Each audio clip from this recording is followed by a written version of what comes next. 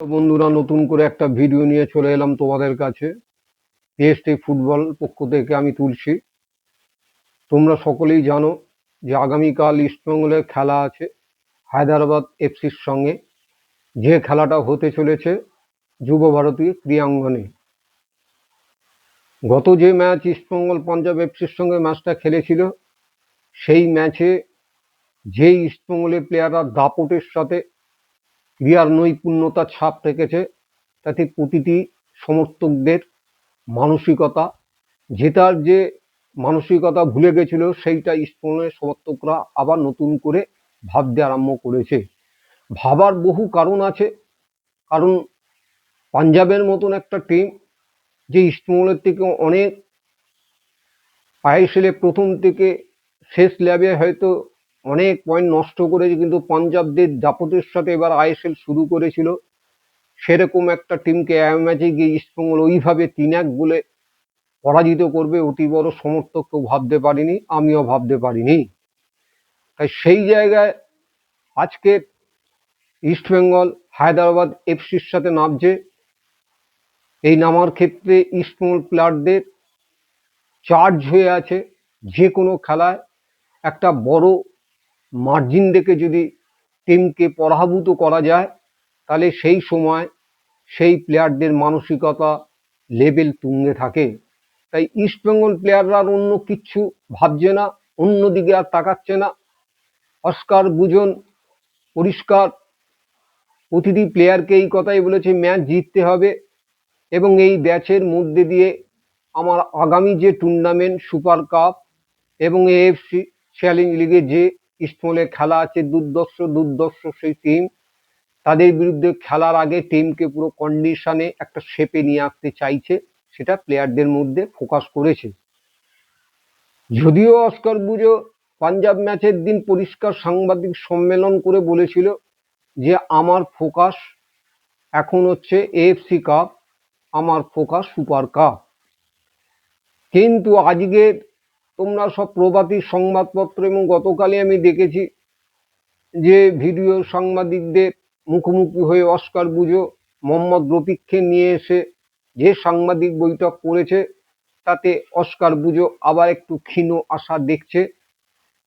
ক্ষীণ আশা যে ইস্টবেঙ্গল দুটো ম্যাচ জিতবে, প্রতিটি প্লেয়ারকে বলছে এই ম্যাচ তো হারা চলবে না।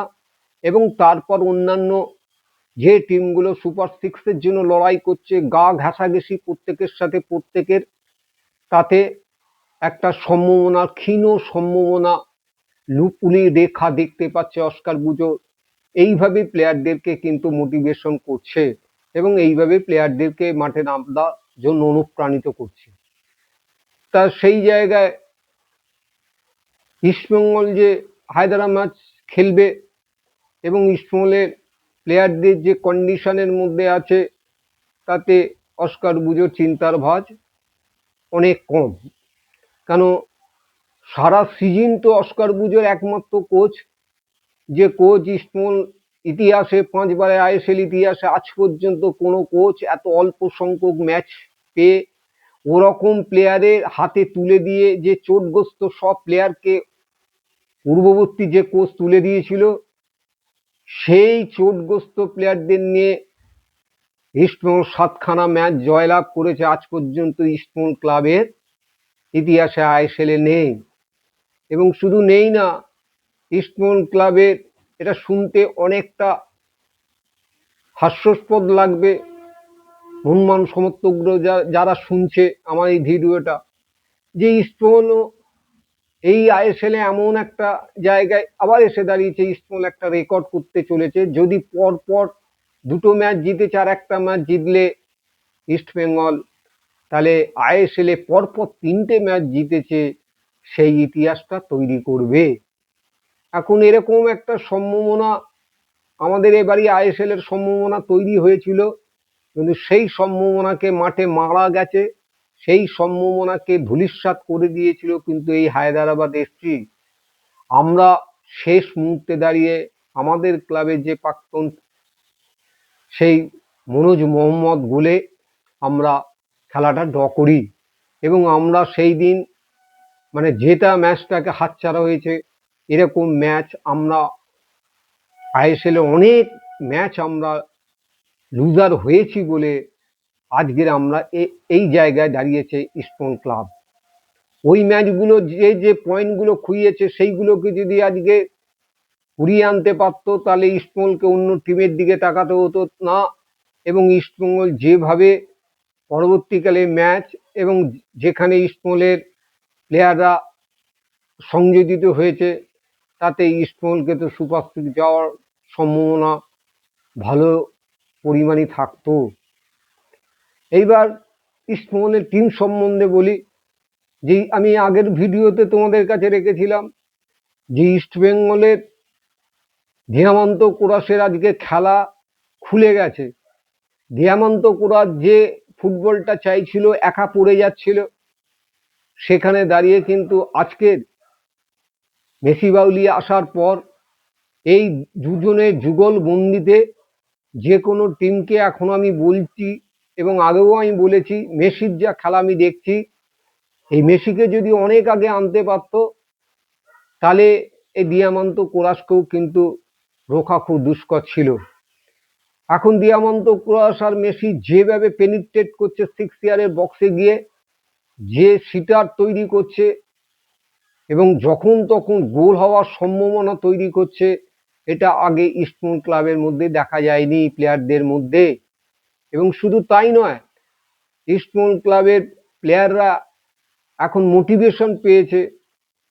এখন ইস্টবেঙ্গল প্লেয়াররা প্রথম থেকে যেটা আমরা দেখতে পাইনি বিগত দিনের খেলাগুলোতে, যে ইস্টবেঙ্গল প্রথম থেকে অ্যাটাকিং মোডে যাচ্ছে, যেটা আমরা দেখতাম আগে যে ইস্টবেঙ্গল গোল খাবে, তারপর ইস্টবেঙ্গল আবার ওই অ্যাটাকে যাবে, যদি কোনো রকম গোল করে ইকুয়াল করা যায়। এই মানসিকতাটা প্রতিটি প্লেয়ারের মধ্যে আমরা পরখ করেছি।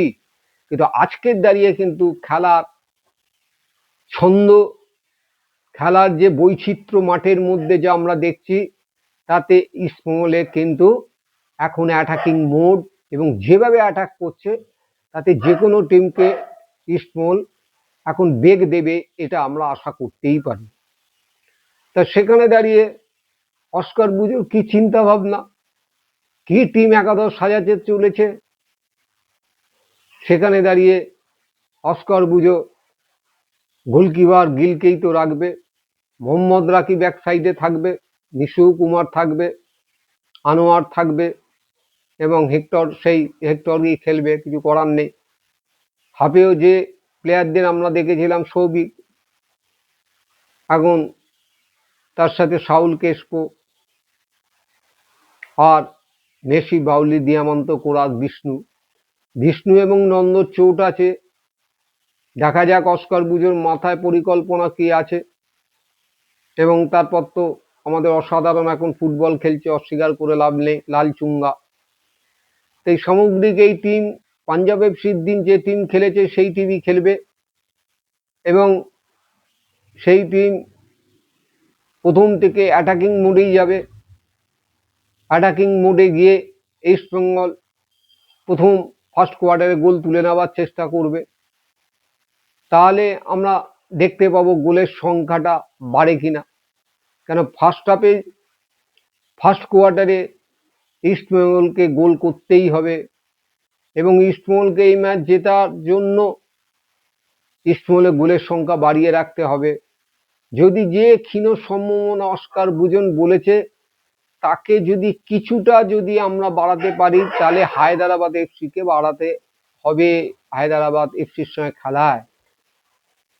এবং এটাও বিষয় তোমাদের আমি বলে দিই যে হায়দ্রাবাদ এফসিকে যতটা আমরা ভাবছি, যেটা অস্কার বুজন বলেছে যে হায়দ্রাবাদ এফসি প্রথম লিগে যেভাবে হায়দ্রাবাদ এফসি খেলেছিল, আজকের হায়দ্রাবাদ এফসি টিম কিন্তু ওই জায়গায় নেই। আজকের হায়দ্রাবাদ এফসির team compact team. Hyderabad FC প্রতিটি প্লেয়ার দৌড়চ্ছে মাঠে। আজকের হায়দ্রাবাদ এফসিকে হারাতে গেলে চিন্তা করতে হবে, পরিকল্পনা করতে হবে। আবার সেই আমার এই পুরনো কথা তোমাদের কাছে মনে হবে যে ইস্টবেঙ্গল ক্লাবে প্রতিটি প্লেয়ারকে 100% জায়গা 200% দিতে হবে, এবং প্রতিটি প্লেয়ারকে, যেমন মেসি বাউলি ডিফেন্সে এসে কর্নার যখন ওনার সেট পিস মুভমেন্টগুলো নিচ্ছে সেখানে এসে পর্যন্ত ডিফেন্স করছে, এবং মাঝে মাঠে বল স্ন্যাচিং করছে, সেটা খালি মেসি বাউলি করলে হবে না। প্রতিটি প্লেয়ারকে তার স্ন্যাচিং করতে হবে, জায়গা ছাড়া যাবে না, প্রতিটি প্লেয়ারকে গায়ে গায়ে গিয়ে থাকতে হবে, এবং ওদের যে সেট পিস মুভমেন্টগুলো পর্যন্ত হবে সেইগুলো কিন্তু ম্যান মার্কিং করতে হবে।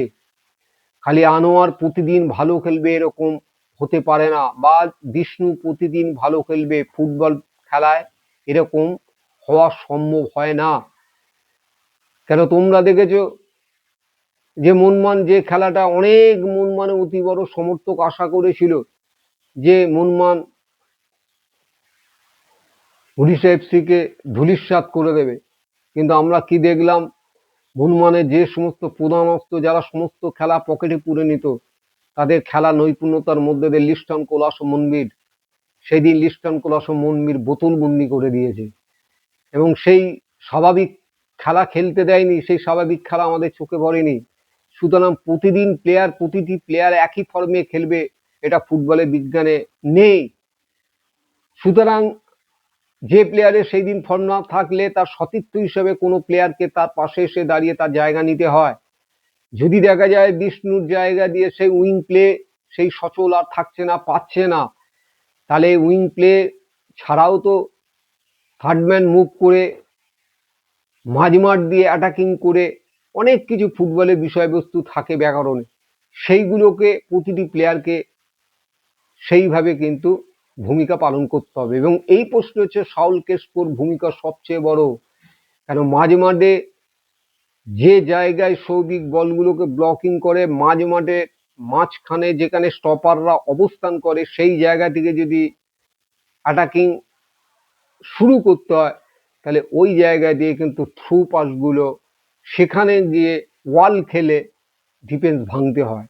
যখন দেখা যায় যে উইং কাজ করছেন, উইং প্লে অন্য টিমের কোচের জায়গায় চিন্তা ভাবনা যা আটকে গেছে, তখন এই জায়গায় প্লেয়ারদের মনোনিবেশ করতে হয়, কোচের এই পরিকল্পনাগুলো থাকে।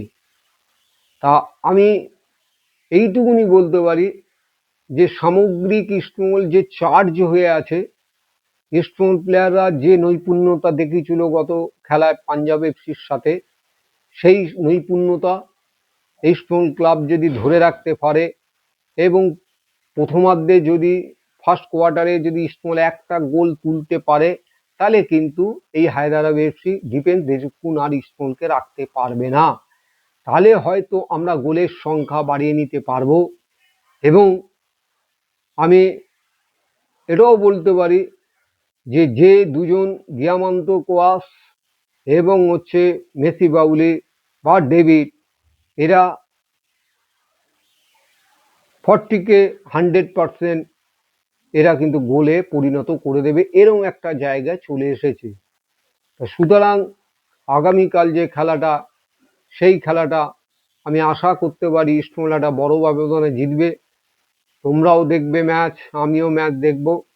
ম্যাচের পর আমি যে যে বিষয়গুলো তোমাদের কাছে রাখলাম, আমি টিভির সামনে চোখ রাখবো, ম্যাচের সমস্ত রিভিউগুলো আমি তোমাদের কাছে তুলে ধরবো, কীরকম ইস্টবেঙ্গল প্লেয়াররা খেললো, হায়দ্রাবাদ এফসি কোন প্লেয়ার নজর পড়লো, কোন জায়গায় কোন কোচের স্ট্র্যাটেজি মাতলো, কোন জায়গায় কোন স্ট্র্যাটেজি